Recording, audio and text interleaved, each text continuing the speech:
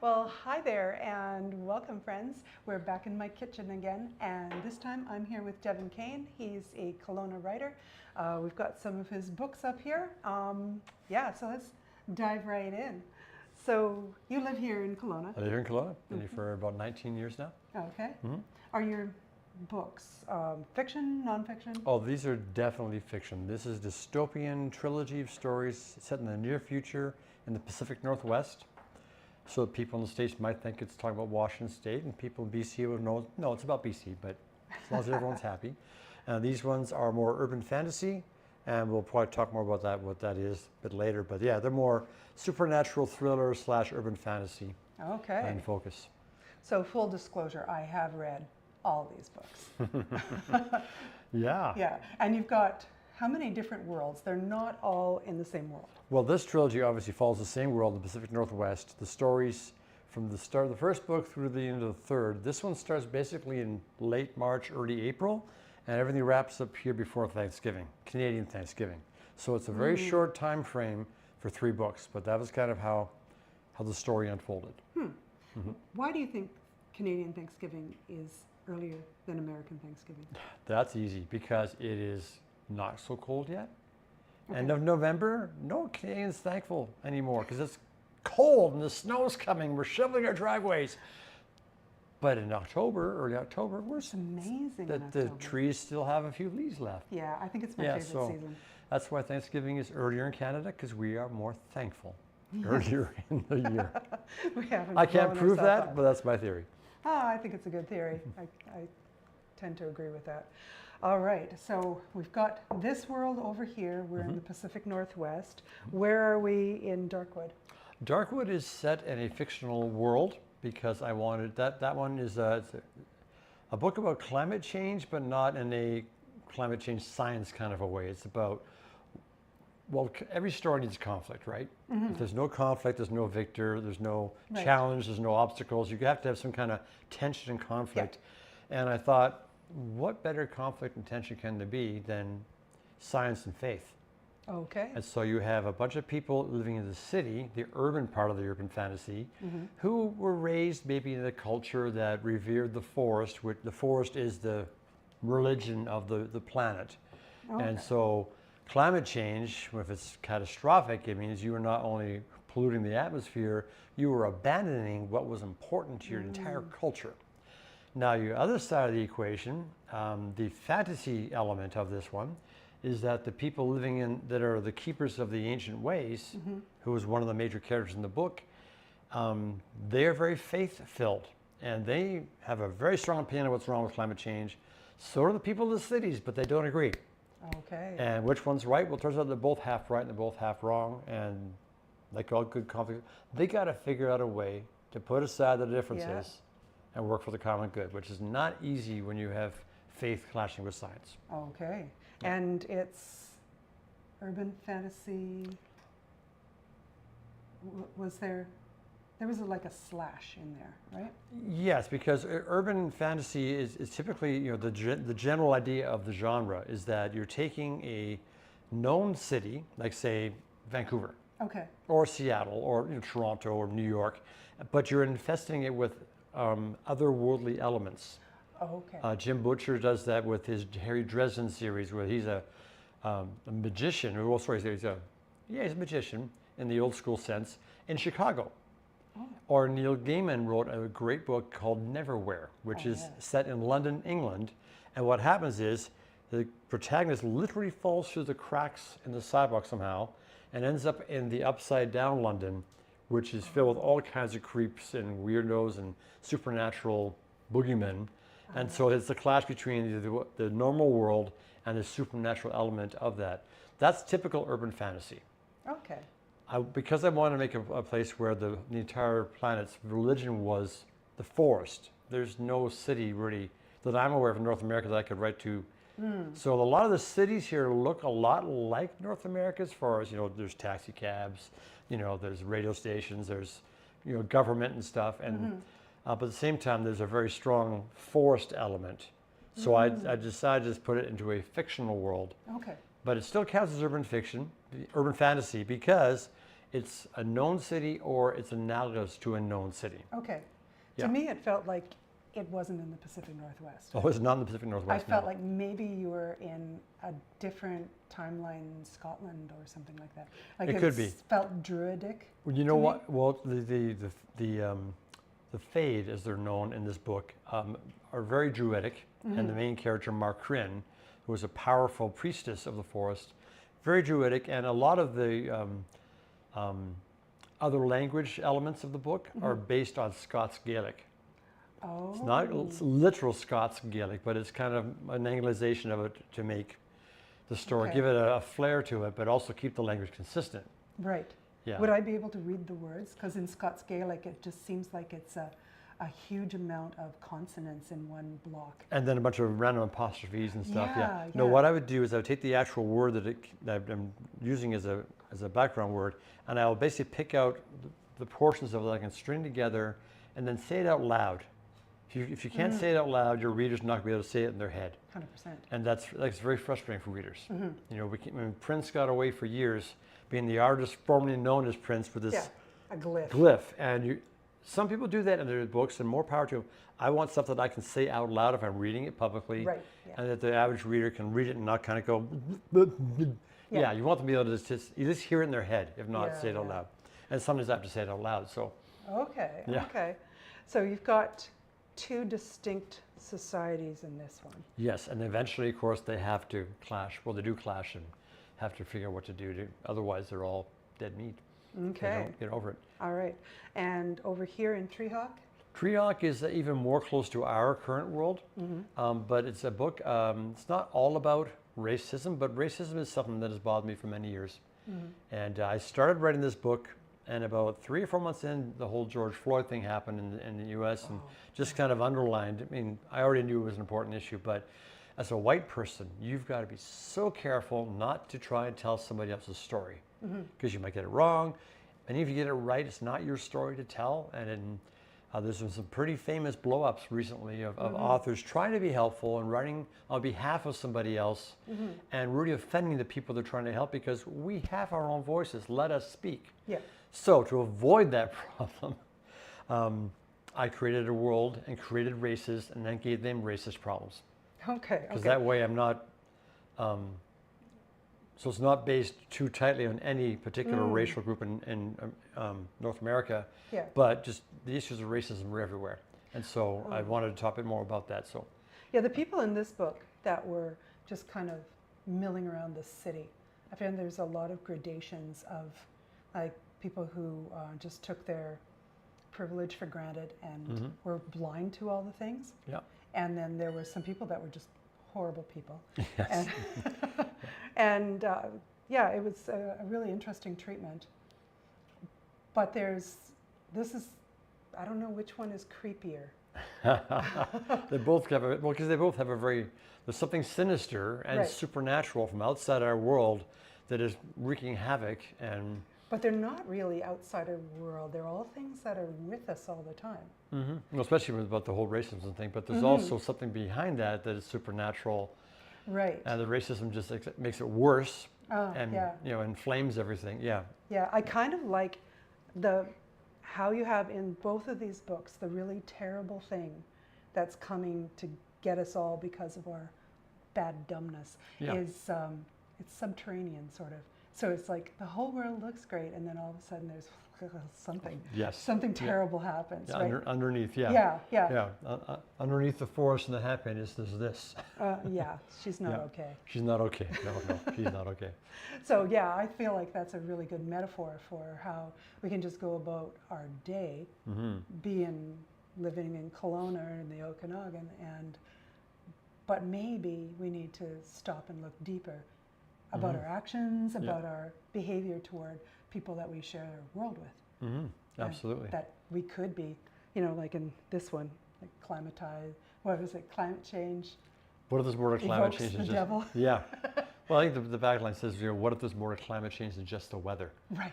Yeah. Well, I got the idea. Actually, I was driving downtown Kelowna during a season where it was 2019, and there's a lot of wildfires happening, and smoke blanketed the city for weeks on end.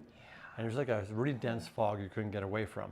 And I remember I was walking around downtown, and I was in the shadow of a building, and the sun was shining this way over and reflecting off the windows across the street. Okay, sounds pretty. And it was this gross yellow gray color. It's not so pretty. And of course there's the smoke in the air, and of course the smell of the smoke.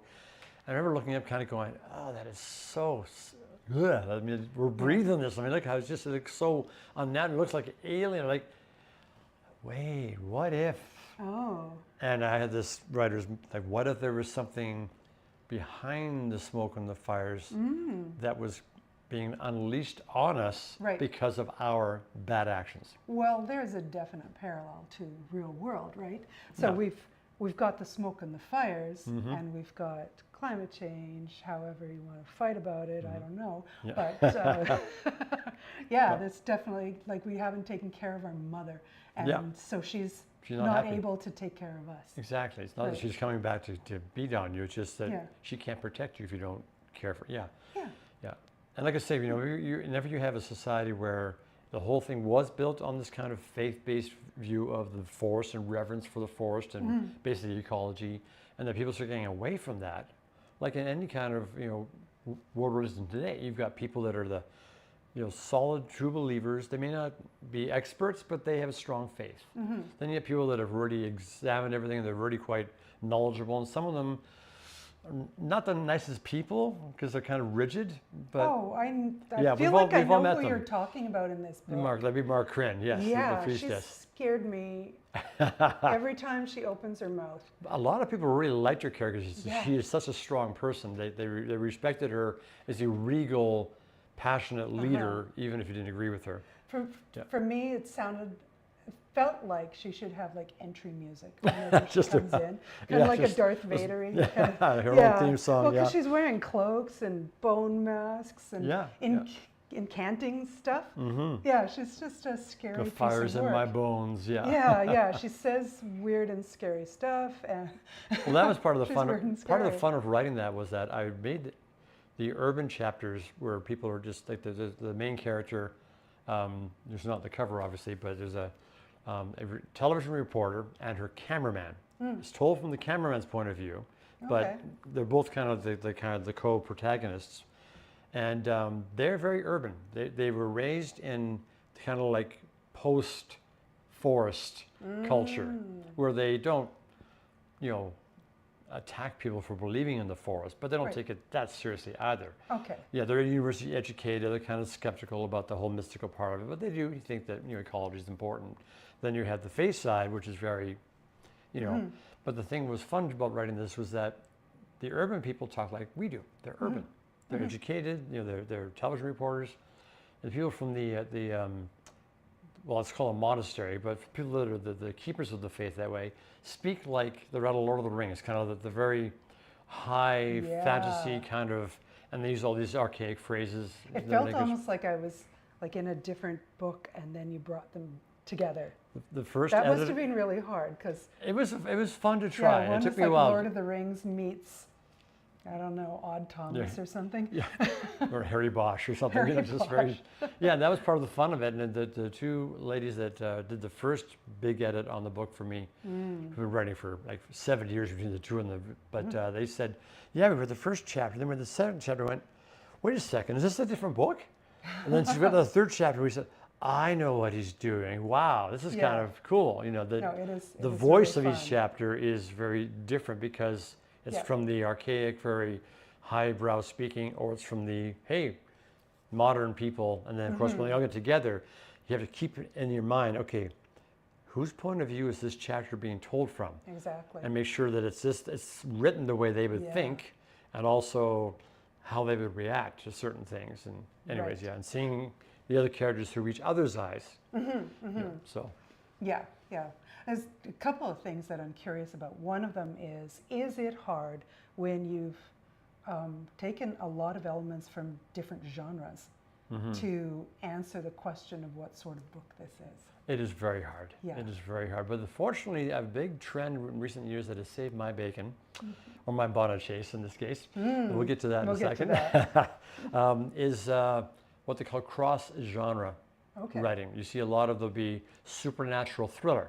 Oh, right. Or psychological thriller, but a supernatural thriller. Like Dean Koontz writes a lot of psychological thriller slash horror, kind of, or Stephen King. Some of his books are more horror, some are more psychological thrillers that have maybe some creepy elements to them. Yeah. Neil Gaiman's is really urban fantasy. Nowadays, though, I mean, romance. You can add romance to any genre. There's a little bit in here. Well, there's a couple there that really adores each other. There's a guy and his wife, and they are absolutely a team, and they really respect each other. And you have to take them as a team because they work together. And I wanted to do this. That's something you see a lot. You know, as a couple who are good people dealing with a really, really bad situations and having and the guy on the cover here. Well, no, it's not him, but I don't want to give away too much by telling much about that guy, but he's one of the main guys in the story. But the other guy, who is the husband in the character, has stuff from his past that he has not dealt with. Okay. And with the thing that's coming up literally from below, and it's deadly and dangerous and on a vengeance tour, if he doesn't deal with his crap from his past, he cannot move forward to do what needs to be done in order to save the woman he loves. Right. That's his motivation, to save the woman. And then she's really capable too, though. I deliberately put that in. It's funny in spots where he's there coming in, breaking through to save the day, and finds her, and she's already got everything. She's got everything under control. Yeah, the bad guy. Saved herself. She saved herself, and she's on her way to meet him and see if he needs any help. So that was done deliberately, a bit of lighthearted, kind of like. It's so awesome that you guys are so committed to each other. Right. But she's not a damsel in distress. She never is. And he's not an idiot that needs her up. They need each other. Right. But they're both very capable as well. How do you feel about your characters? You seem to have like an affinity. Like, are they your kids? Are they your they have friends? They have minds of their own. Oh, okay. This book, actually, there's one sequence where I wanted. Actually, no, I'm sorry. It's this book over here. This book. I wanted the characters to break into the walled city where the goal, they have to get inside the walled city in order to achieve their goal and save the world, kind of thing. And I wanted them to go in, and I just had this, it has me now. I invented an entire couple of chapters and worked, and it just was really hard to write. It was really slow and really difficult.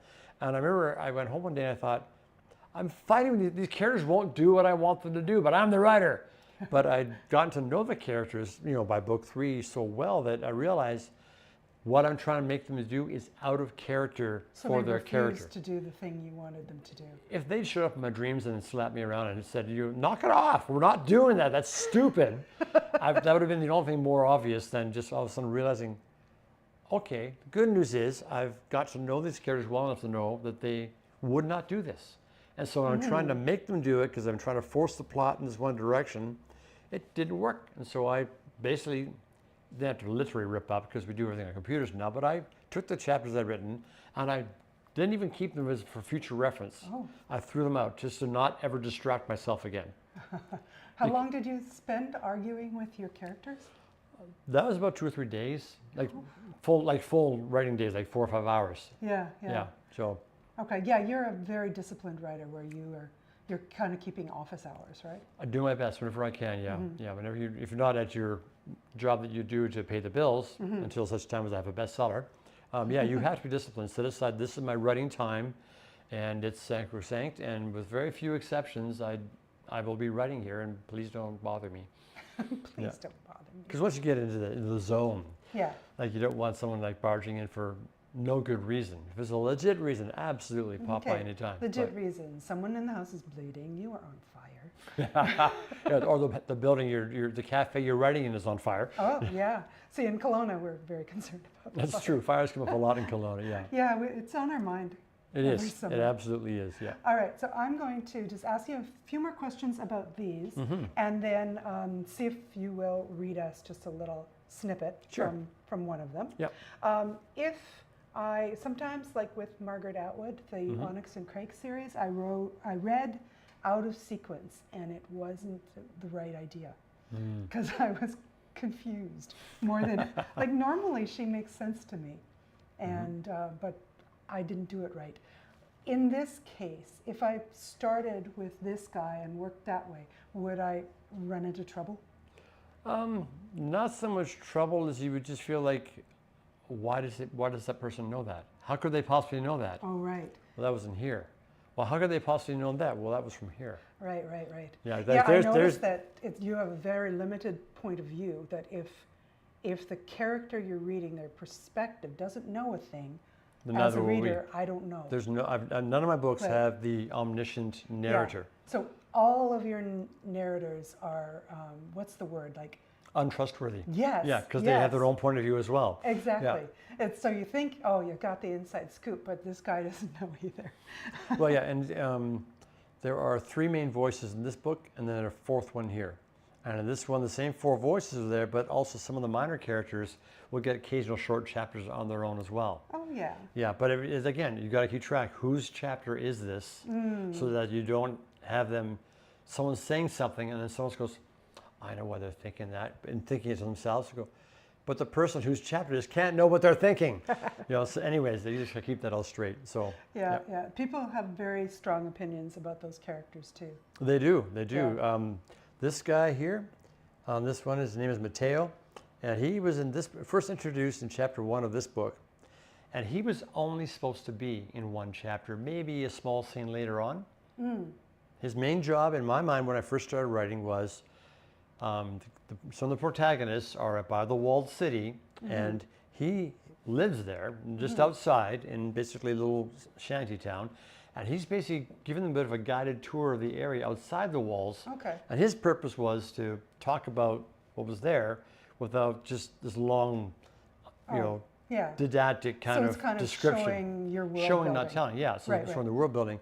But about 3-4 paragraphs from the end of the first chapter of the first draft, I had another, what if this guy is actually, now he's on the cover of the 3rd book. Okay. And he becomes a pivotal character, because no one can tell whose side is he really on. He seems to be playing both against the middle, and he is, obviously, because you have the different points of view, and he's like, whose side is he on?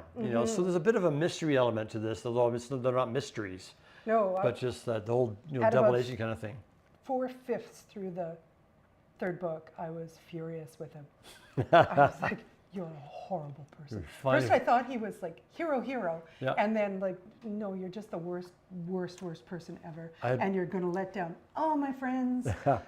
I had one reader after this book say about this character say, you better not kill him in the 3rd book, because I like him. I don't know what he's all about, but I like him.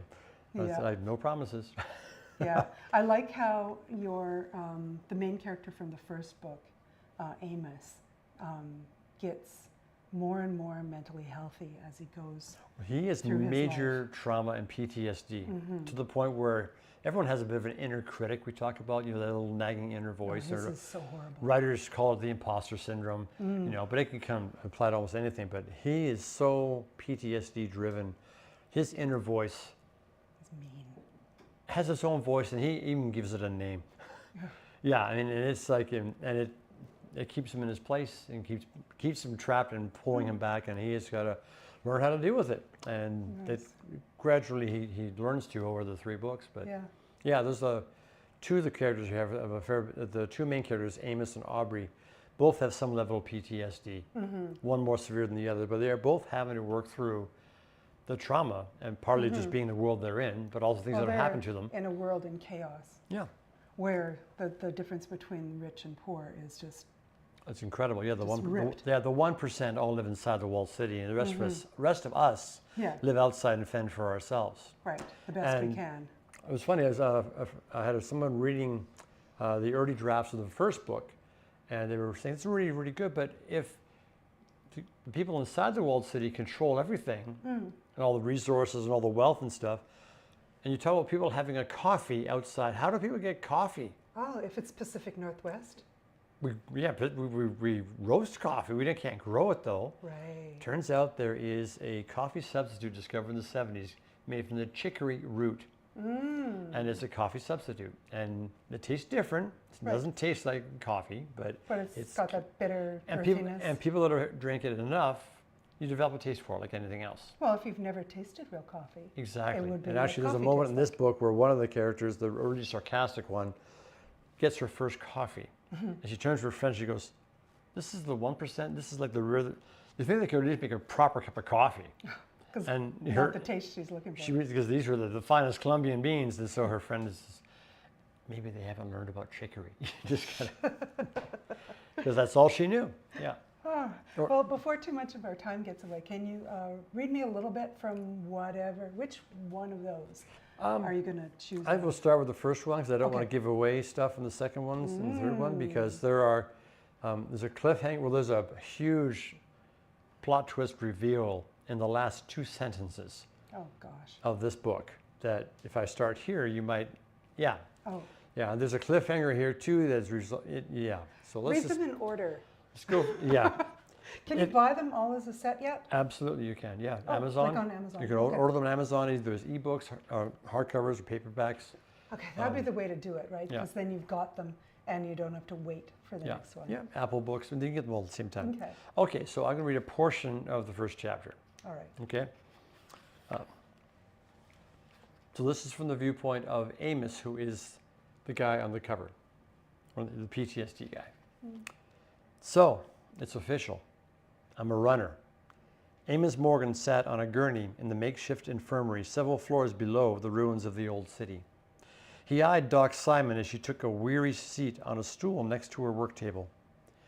I guess there's no point in asking for a second opinion. Doc massaged her temples, eyes closed, and said nothing. Amos mentally kicked himself for his caustic attempt at humor. Calling her diagnosis into question? Brilliant. You already knew that, Doc said, so softly Amos barely heard. She planted her elbow on the work table and turned to look at him squarely. And before you get any bright ideas, my answer is still no. Surgery is out of the question. Amos clutched a handful of blanket in one fist. He managed to hold his tongue, but he couldn't conceal the hot defiance in his expression. Doc was not fooled by his silence. She waved a hand at the scanner. This new contraption is a step in the right direction. Thank you. I know you risked a lot to procure it for us. Pages. Yeah. She slipped off her stool to approach him. Now we know exactly where the hoarders inserted your implant. His fingers traced the spot, an inch below his ribcage, left side. No scar, no memory of how or when the hoarders stuck an implant inside him. A flood of emotions fought for supremacy: denial, outrage, shock, horror. The strongest won out: panic. That's it? Be patient, hang in there, hope for the best? The words escaped like bullets between his clenched teeth. He tasted bile at the back of his throat. I'm sorry, Amos. Doc ran a hand over her graying hair and sighed heavily. Pinpointing the location of your implant doesn't answer the surgical question. Her gaze met his, firm and unyielding. I don't dare operate. Surgery could trigger your implant. He inhaled a deep breath and held it, holding his inner voice at bay. And once my implant is activated, he replied, not looking away, trackers could easily target me. Doc raised an eyebrow, waiting. Amos gave in, and that would endanger everyone in our hub. Doc nodded solemnly. Amos felt less panicky after admitting their dilemma out loud. He needed to say it. Doc knew what she was doing. Trackers can still find me, even if my implant isn't activated, he said, quietly, desperately. It's only a matter of time before some hoarder pushes the button, and once it's in my blood, he left the thought unfinished. Everyone knew trackers and blood were like sharks. Yeah. So you don't want the attention of a tracker. No. Absolutely do not. Okay, and the hoarders are the people. The in hoarders, law? they call them hoarders, but it's not people who have a problem with hoarding. Well, it is and it isn't. What we call hoarders is a different thing. The Right. 1% that lives inside the walled city, they control all the resources, all the wealth, all the everything, and everyone outside the walls calls them hoarders because they're holding everything and not sharing. So they're the rich, they're the university educated, they're the 1%. And to everyone outside, like the rest of us who are outside the walls, Yeah. they're hoarders. They call us savages. Oh, that's mean. Yeah, that's not, and so that's no love lost between the two groups. Yeah. Look what I found. It's new. It's cute. It looks like you're going to bake something. I am. And we're going from that world over into Darkwood, yes. where you have a character who is constantly eating Bonichase. Which is, again, this is the book where I base things off of Scots Gaelic. Yeah. And so part of creating a world is not just how does it look, but what is it humid? Is it dry? Is it winter? Is it summer? You know, do they have seasons? But also, how does it look? What are the colors?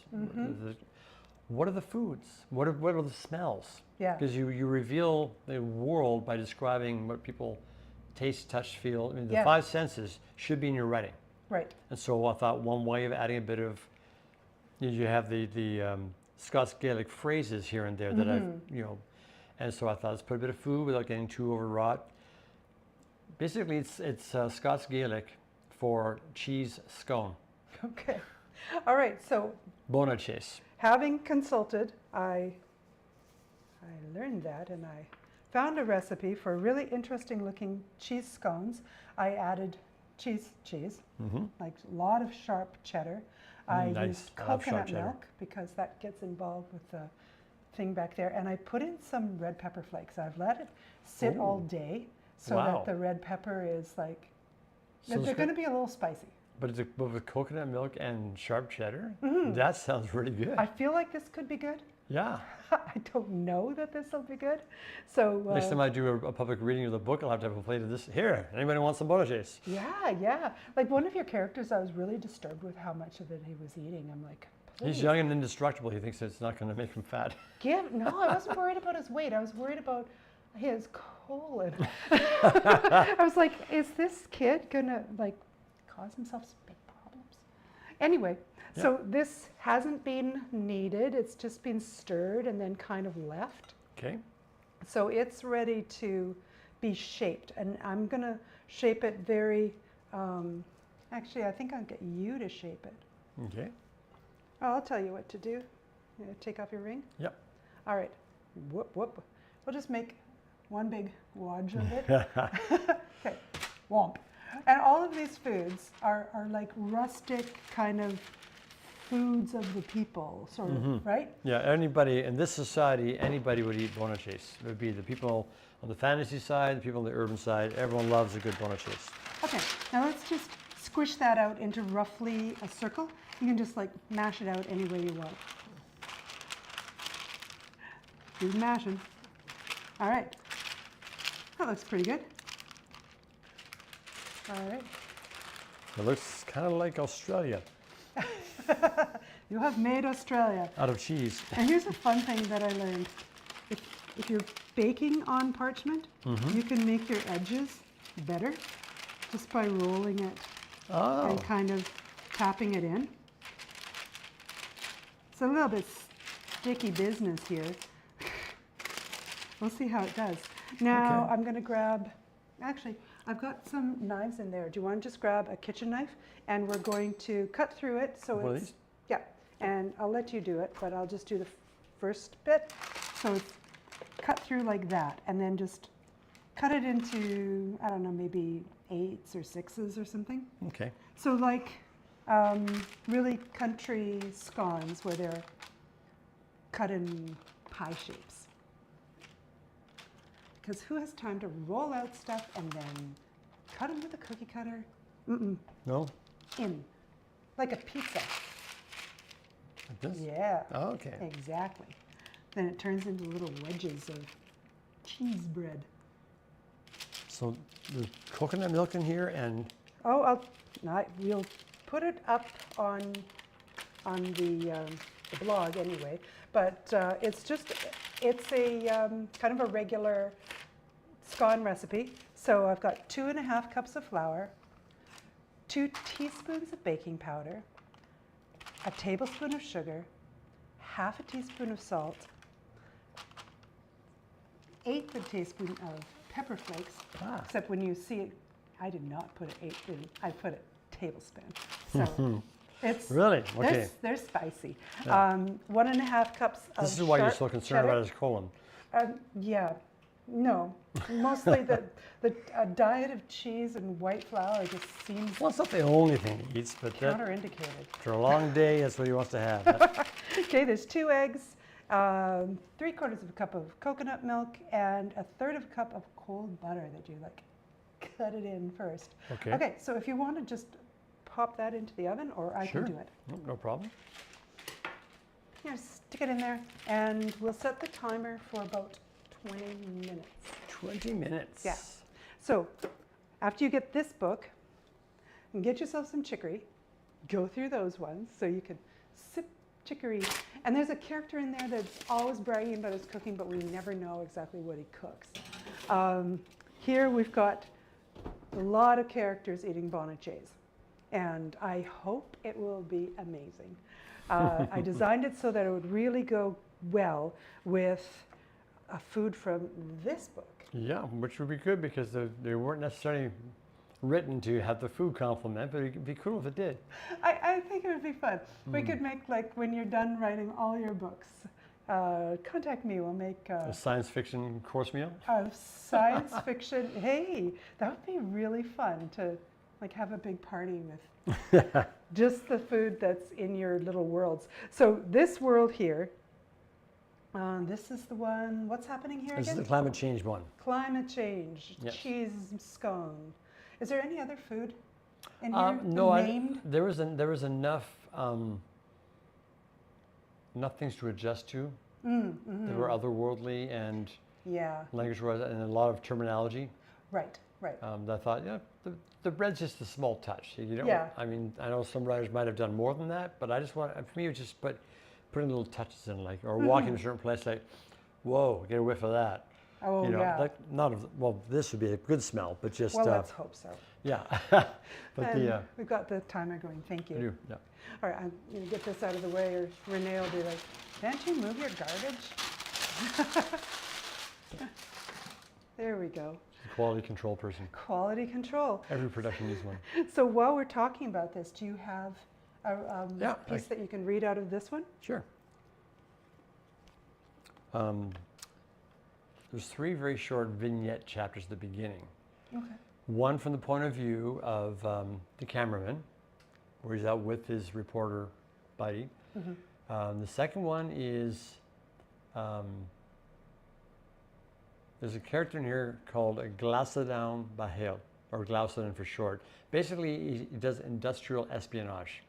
Oh, okay. He's like a spy for hire, but he's not a spy who goes out, James Bond. He's just sort of someone who infiltrates different places and learns things and goes back. And so it's a chapter about his hiring by one of the main antagonists in the book. And the third short chapter is from the point of view of this priestess we've been talking about. Which one would you like to hear from first? Well, we have time for one, so. Oh, I feel like the priestess is the necessary one. Well, she scared you. Anyways. She scared me. She used to be a Klingon. She has actually probably a lot in common with Klingons. Yeah. Okay, so the chapter is a very short chapter called Mark Kryn of Diliang Lusang. And Mark Kryn, of course, is her name. You seem troubled, Mark Kryn. Ard Shigar's gravelly voice interrupted her reverie. He peered at her with obsidian dark eyes, one gnarled hand wrapped around his wooden staff. Mark Kryn lifted her head, gazing at him through half-lidded eyes. Among the forest prophets, she alone was tall enough to look the Ard in the eye. It was a memory, Shigar, of an era long past. Her fingers tightened in a painful spasm around the bone mask in her hand, before the desert spirits set their teeth against leaf and branch. The wall-mounted torches lit the Ard's face in a flickering pattern of light and shadow. His head dipped in a solemn nod, and the lines in his weathered face seemed to deepen. And what did the forest reveal to you, bearer of memories? Mark Kryn swallowed with difficulty, battered by a sudden desire to be in the forest's central glade, not in this accursed cellar, not near the venomous black mist hovering just above the room's earthen floor. I stood upon the slopes above Caron, she said, her husky contralto raising a faint echo. She closed her eyes, recalling the vision's details. Long before it became the capital city, Caron, then only a small village on the shores of Sagal Bay. She inhaled deeply, scenting the malodorous rot emanating from the mist. I heard a voice behind me. I was powerless to turn and see who spoke, but the words... Ardshrigar waited for a ponderous moment before speaking. The words, Margarin? What manner of fell omen has stolen your breath? A tremor ran down her spine, like one of the quick-footed desert lizards. It was the ancient war rune, she said hoarsely. The eve of battle, proclaimed aloud for the first time. Her face hardened. It was all she could do to restrain herself from spitting at the malevolent mist. The dark portal of what lurks below was there as well. The ancient battle was won, the words caught in her throat. The Ard donned his bone mask, peering at her through the carved eye slits. And yet the mist has reappeared. He clutched his staff, the veins in his hands standing out in sharp relief. Charon's contempt for the ways of the forest has invited its return.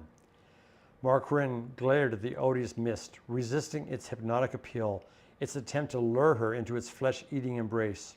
She spoke, her voice tinged with resolve and bitterness. The Cairanians shrug and say it is only climate change. The fools have no idea what they've unleashed. She met Shigar's gaze and slipped her bone mask on. I will not yield our realm without a fight. Ardshrigar smiled grimly. All of Diliag-Lusan stands with you, bearer of memories. Oof. And that feels very Tolkien-y. Yes, and yeah. Or Wheel of Time. Yeah. Yeah. Yeah. Aes Sedai kind of a thing. Yeah. Yeah. Did you watch that or? Actually, I had not read it before. I'm reading it now for the first time. I live under a rock or something, but I've been reading it and going, "Wow, this guy is very Tolkien-esque and just great writer." And okay, the Whistler Independent Book Award said Kane creates an intriguing world that demands attention. Darkwood will certainly have a place in my personal library beside the likes of Dune and The Way of Kings. Yeah, well, I know when I saw that, it was like, wow, Yeah. that's heady company, because I mean, Dune is like, it's Dune. Yeah, Just, it's Dune. yeah, It's the top of the heap of it's like Lord of the Rings. Yeah, It's but it just really, it was high praise. Of course I'm including that in the front of the book when I saw that report. No kidding. And it's a very beautiful book. You've got some maps and then a little bit of the poetry that the creepy lady refers to. Yeah, the eve of battle, it's a war rune, and so the eve of battle is written out here. Ah. So people, can see what it actually is and see how it plays out as the book goes on. Okay. Yep. One thing I noticed when you were talking about this series, especially this character right here, it seemed like he surprised you with what he was up to. Does that mean that you don't write with a formula? I do not write like a formula. I have no beef with authors who choose to do that. Everyone has their way of doing things. In general, you have what you call plotters and pantsers. Plotters will sit down and they will list out chapter by chapter whose character is doing what, and they'll have the whole story outlined in 2 or 3 pages. Oh, okay. And then once they have the outline, they know what's going to happen, who's going to betray who's going to save who's going to unfortunately be lost, and how the book ends. And then once they have the outline done, then they say, okay, this is a good structure, this is going to work. Then they go back and actually write the chapters. Okay, I can see how that would have its benefits. To people that are wired that way, they can't not write. To them, this is the way it should be done. And if you try to make them do it any other way, you're going to hurt them as writers, because they are organized, it's the way their brains are wired, and they couldn't not write that way. Right. Pantsers, the phrase just flying by the seat of your pants. Probably the most famous pantser we know is Deven Kane. And famous pantser. yeah, he says when he sits down at his typewriter, or pen and paper, whichever he writes with first, he has no idea what the story's going to be about, who the characters are, what their names are, what they're facing. He just starts to write and sees what comes out. Another science fiction writer, Terry Pratchett, once said, the first draft is just you telling yourself the story. And if you're a pantser, that's what it feels like. You're exploring the story. Right. And pantsers will often say, look at plotters and go, well, like this character was supposed to be a one-off character in the first chapter of this book, and he turned out to be pivotal. Right. I didn't plan that. Huh. And this character on the cover was supposed to die. either between these two books or shortly after this one started because of what had happened to her. Right. Instead, what happened to her became a pivotal thing to the point where she's the cover. Right. So the characters, as you develop the story, not only will they prevent you from doing the things that you try to make them do as that character, but as you get, they will come up with their own storylines as you go. And you keep getting more of these what ifs, what if, what if, what if. At which point I should also point out that I have ADHD. And ADHD people always have these ideas that spark other ideas. And that's why so many creatives, and I think probably, Renee, what do you think, like 60% of the chefs, more than that? More than 60%? Said, like some of them on air and some of them off air. It's like, yeah, I've been diagnosed with ADHD. Yeah, it's how I can do this. Yeah. Yeah. And that's why I could not be a plotter to save my life if I wanted to be. And unfortunately, in some writing circles, you will get people on either side of that debate insisting that you have to do it this certain way. One way or another. And so, and I, hey, we can learn from each other. I've read a number of books about writing. They're written by plotters and by pantsers and stuff. And there's a lot of good content, a lot of good nuggets you can glean from all of them. But my take on all of it is we can learn from each other, but I think it's abusive to try and force a pantser to be a plotter or vice versa. Well, if your brain just doesn't work that way. You got to respect the other person's process. And some people are kind of hybrid. They do both.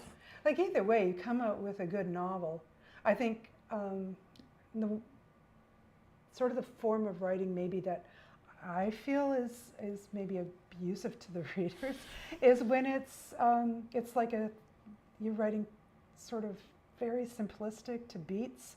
And it's like, okay, in this opening, this happens right here, this one thing happens. So it's like every book that you read from this author is kind of the same-ish. But here's the thing, a lot of readers like the familiarity. That's true. And that's why people that like the beat thing is like Save the Cat writes a novel. Right. They follow kind of the beat thing, or it used to be Freytag's pyramid, or the three-act play.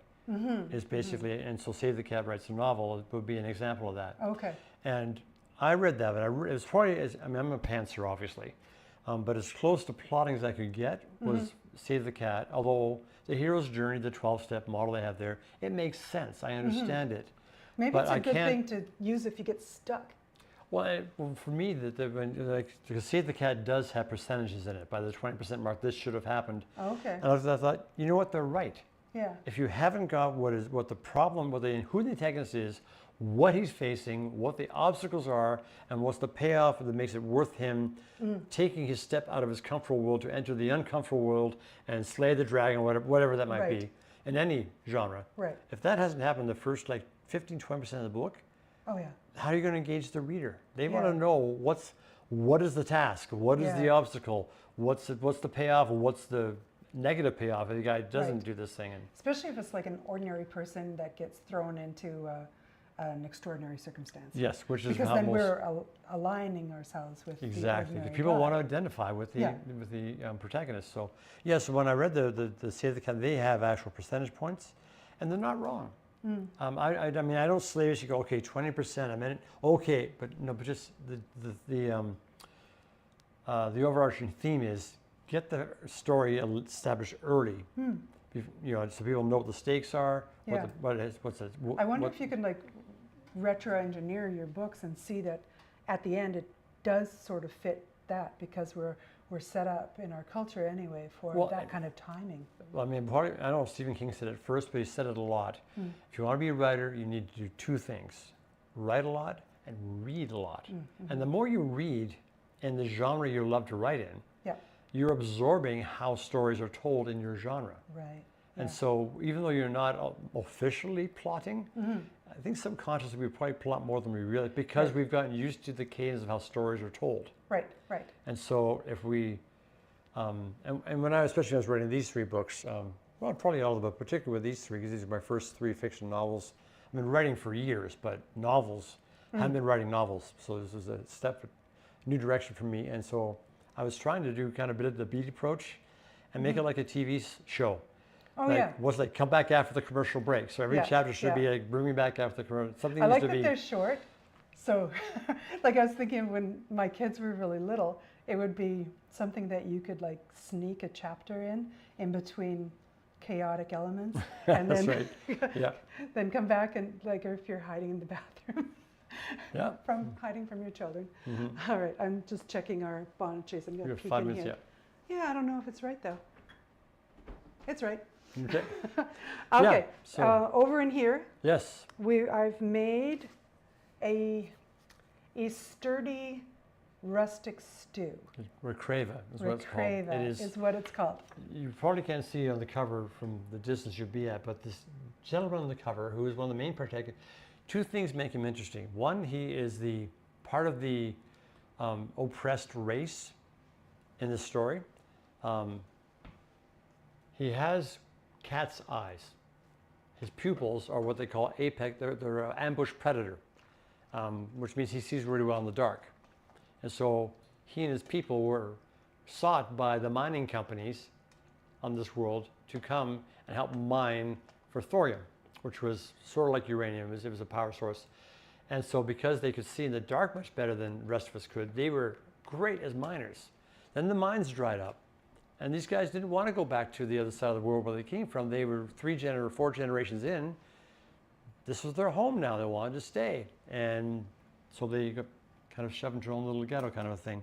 Anyhow, but this character is interesting because he has the ambush predator eyes, which is what sets him apart from the dominant society in where the story takes place. The other thing is, he's dead. And So is he very boring? not at all. He's not at all, because Treehawk, which is the last name of the main character, although he hides it at first because he's trying to get away from his background, he has the ability, like his father before him. Remember, we have psychics that come into with police departments, work with psychics to help find missing people sometimes. Like Scotland Yard would use psychics to find people who are missing or whatever, murdered. Well, these particular guys, there was certain people, only a few people have the genetic trait where they can sense where someone has been killed through, well, they haven't died through natural causes, they've been killed. Oh, okay. And they can sense that, the injustice of it. And they would see the blood cries out. Okay. Which is actually comes out of Genesis in the Bible, where, you know, Cain and Abel, and he killed his brother, and God says the blood cries out from the ground. That's a creepy thought. Yeah, so I thought I used that phrase in here. And so Jared, who is this character on the cover, he's been killed, obviously by nefarious means, because the main character, Treehawk, can see him, converse with him, and if Treehawk and Dalton and Jared are in the same room, anybody within about a 15-meter radius who's with them can see and hear him too. Oh, so Dalton is like a... I see dead people. No, he sees and he can hear them. No, kind of like a signal booster. He is, absolutely he is. So the conversations, there's a lot of humor in this book. I mean, it's a pretty dark book in some respects, but there's a lot of humor. You know, I think at one point Dalton Treehawk says to Jared, like, he's not quite wanting to believe it just yet. And he says, so have you come here to haunt me, or is this some great message from the great beyond? And Jared looks at him and he goes, you know, for a speaker with the dead, you sure are skeptical about the paranormal. I find that your dead person is really, really funny. He is funny. It reminded me a lot of different dead people in Odd Thomas series with Dean Koontz. Yes. Where they're just hilarious. Mm-hmm. And so you've got your guy who's hiding his... Trying to run from his heritage. Yeah, from his dad who has done something and we don't know what it is. Yeah. And talking with this really charming dead guy. Well, yeah, the back cover just says, if the dead can't get justice, they'll settle for revenge. Dalton Smith, main character, believes his shady past is finally behind him. Recently married, a new name and career, and a decisive break from his father, Stony Cove's most notorious felon. You are a speaker with the dead, a young Asukan woman. Asuka is the oppressed race. A young Asukan woman seeking justice for her brother's unsolved murder accosts Dalton in a local bar, shattering the web of lies he's crafted to protect himself and the woman he loves. Beneath the sunken city, the segregated home of Stony Cove's Asukan population, the unavenged dead begin to rise. The savage evidence of their fury forces Dalton out of hiding, back into the world he swore to leave behind. But before Dalton can challenge Stony Cove's demons, he'll have to confront his own, which includes his father, of course. who is still alive, but in prison, where he belongs. A lot of your characters have some psychological healing to do. Because we're all broken people. Yeah. You know, even the best heroes have a dark side, and even the darkest people have something worthwhile. Okay, here we go. Okay, here's your Recreva. Recreva is made by the Asukan people, and like a lot of... and me. yeah. And so if you were going to any kind of a ethnic part of town, like Little Italy in Toronto, right. or, you know, different places, you might go to the restaurant. Like when I lived in LA, my friend said, "Oh, I'm taking you to this restaurant over here. This is the best Mexican food in LA." I was in Hollywood, actually. I said, "How do you know?" And he goes, "Look how many Mexicans eat here."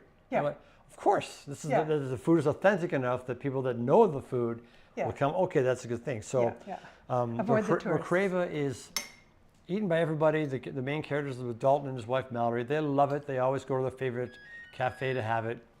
But it's not their food. It's the Asukan food, but they've learned to appreciate it. And so the joke is like, it's not unless the grandmother's recipe is in the kitchen, it's not authentic. So, yeah.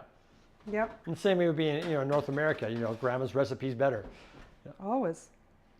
Well, it could be cooked a little bit more, but since we're almost out of time, that is what we've got. All right. So what have you put in here? What is Recreva actually? Recreva. When you read about Recreva, and then you went to your cookbook. Go and make it up. Okay, this is a completely made up thing. So is Recreva. I know. This gives me a lot of freedom. It does, yeah. Okay, so I've got 2.5 pounds of chicken cut into 1-inch cubes. I was looking for a specific mix that, like a spice mix that's used in the Philippines. Just because I really like the flavors in there. Okay. Couldn't find it. I even went to Freshco and they didn't have it. But I made up for other things. We've got 1 potato cut into bite-sized pieces, a red bell pepper, some celery, an onion, 3 cloves of garlic, some olive oil. I used fish sauce, which is that amazing fermented delicacy that makes things like pho smell and taste amazing, and not just like regular stock. So it's super good. And coconut milk. So it should go pretty well with those things. Plus, I added, when I tasted it, I was like, oh, you're a bit salty. So I added a whole bunch of pineapple juice. So it not only increased the volume, but it lowers the impression of salt. And because it was really watery, and I'm thinking this is kind of another rustic dish. Yeah, this is stuff your grandma makes, Yeah, it's something grandma would make, so maybe one of our guests this year, she's like, this is peasant soup. And it's like, it's almost always the best. And so this is really, really hearty. I threw in a little bit of rice, and because it was so watery, I'm like, my thought on Recreva is it's creamy and hearty and something that would just be like, oh, this hits the spot. I'm so hungry and this is amazing. So it's also thickened with some lentils. Nice. Yeah. So on a coldest day in Stony Cove, you could curl up with a bowl of this by the fire. This is what you want on the cold day in Stony Cove. Okay. So it's not pretty, but we're going to garnish it, and the garnish will be prettier. Okay, there's a bowl for you. Okay, spoons are back here too? Spoons are right here. Oh, perfect. Actually, you've done this before. 1 or 2 times. Here, while I'm dishing this up, do you want to smush this? It's just some, here, I'll move this out of the way. It's just some butter and some chives. Okay. And we can use that to butter our... Bonachase. Bonachase. Yeah, thanks.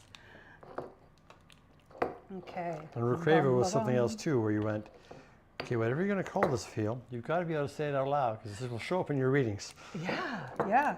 Wouldn't that suck if you can't say it out loud? I've had that happen, and I actually went back and changed it. Yeah. Reading, well, being part of a writer's group, you will bring your stuff like a part of a chapter for them to for you to read and they critique. Okay. And when you find yourself stumbling over words, you don't have to wait for the critique. You know. You need to fix this. Yeah, this word is not going to fly. All right. You might want to grab a couple of knives. So we're going to like break that off and then put some butter on it. For garnishing, just for a little bit of texture difference, I've got some of those like fried onions that you can get in a weird kind of can thing. I've never tried them before, but I like ate one. I'm like, yeah, this will go. Want to try one Sure. naked? I'm curious. Okay, so I'm just gonna plunk it on top.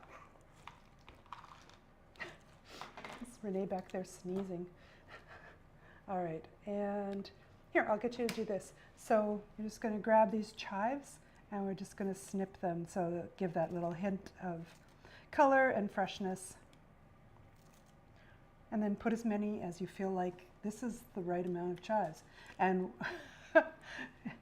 chiving is a personal decision. How much is right? Who knows?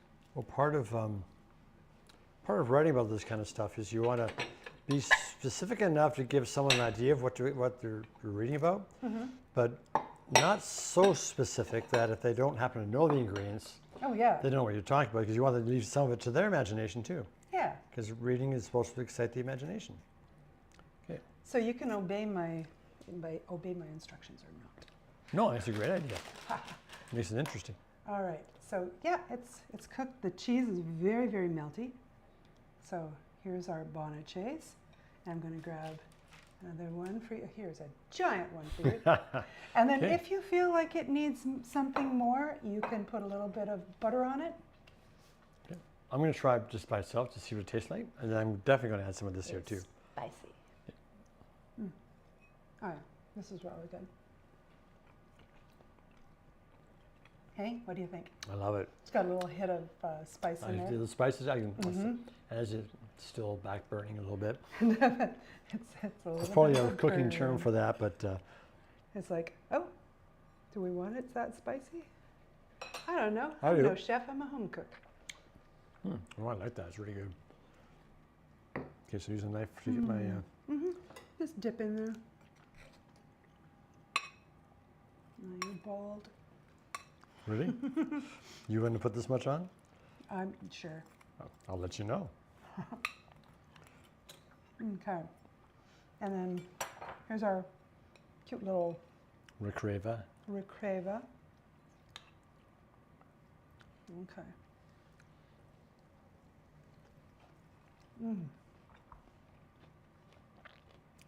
That is amazing. Renee, I've made like 4 liters of this stuff. You're going to have to take some home. Okay. Okay, try that. That's in my heart when I read about Recreva, that's what I'm That's what I'm picturing. It's really hot.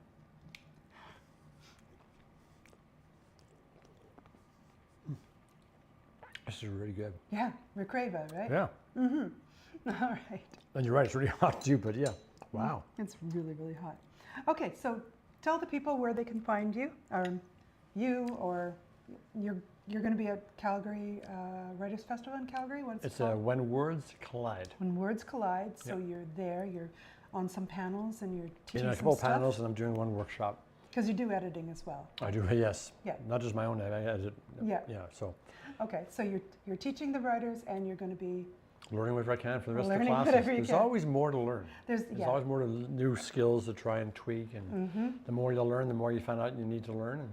And so writing conferences are great, and you spend a whole weekend with other people that are as nerdy as you are about writing. And so it's just fun to say, oh, my people, here they are, you know. All different genres of writing, but they're all writers. You know, right, so they all kind of get you.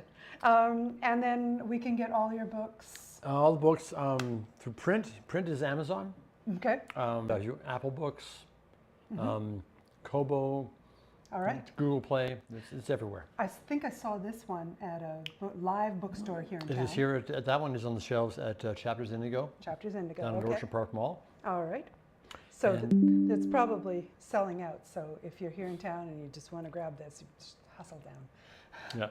Otherwise, you're going to have to get it on Amazon, or it's other places too, right? Like Google Play and that kind of thing. Google Play has it too as well. Okay. So yeah, look it up, find it, buy it, buy a lot of it, buy them all. And Deven Kane, 2 E's. Yes. DevenKane.com. Deven like 7.